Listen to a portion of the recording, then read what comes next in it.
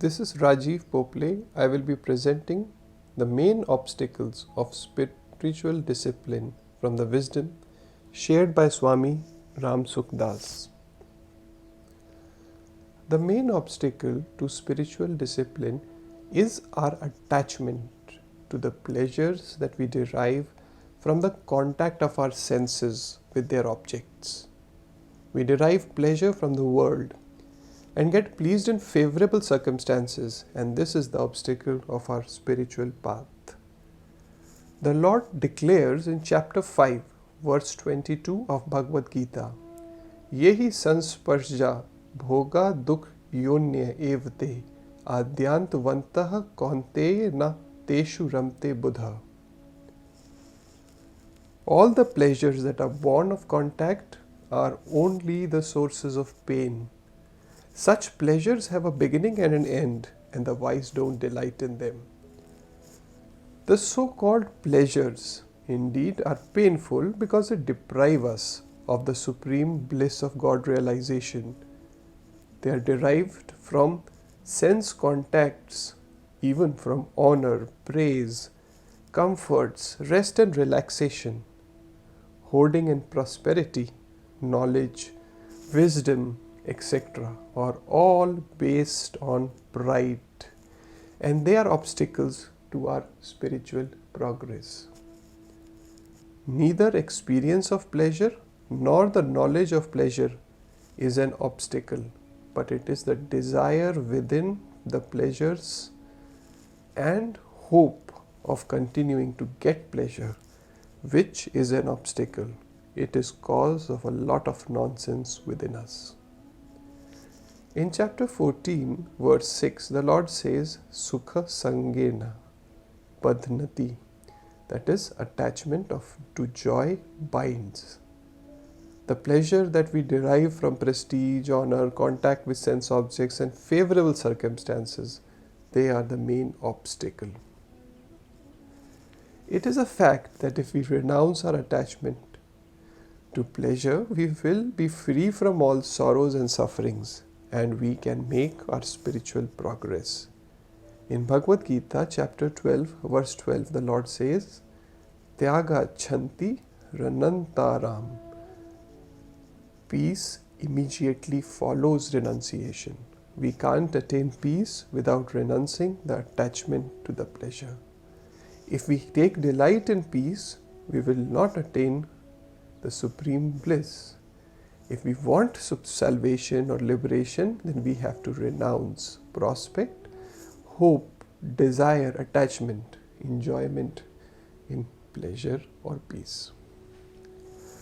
We feel bad if someone stands in the way of our pleasures. This is another important point. Others appear in our bad eyes. This itself is the main flaw. In Adhyatma Ramayana, chapter 2, section 6, verse 6, it has been said, Suhasya dukhasya na kopi data paro dadatiti kubuddhi resha ehem karomati vridhabhimana swakarma sutre grathito he loka. No one gives you pleasure or pain. It is unwise on your part to think that someone else gives us pleasure or pain. Our false pride lets us think that we do something because people are chained by their own actions. Our mistake to think that somebody else is responsible for our sufferings. The day we realize this fact, that very day our spiritual progress begins. As long as the sight of is on the other, that he did not do so and so, till then we will never progress. Because the route was incorrect from the beginning. However much we walk on the wrong path, it will never lead us to our destination. Favorable and unfavorable circumstances appear and disappear, just as day and night follow each other. So do pleasure and pain follow each other.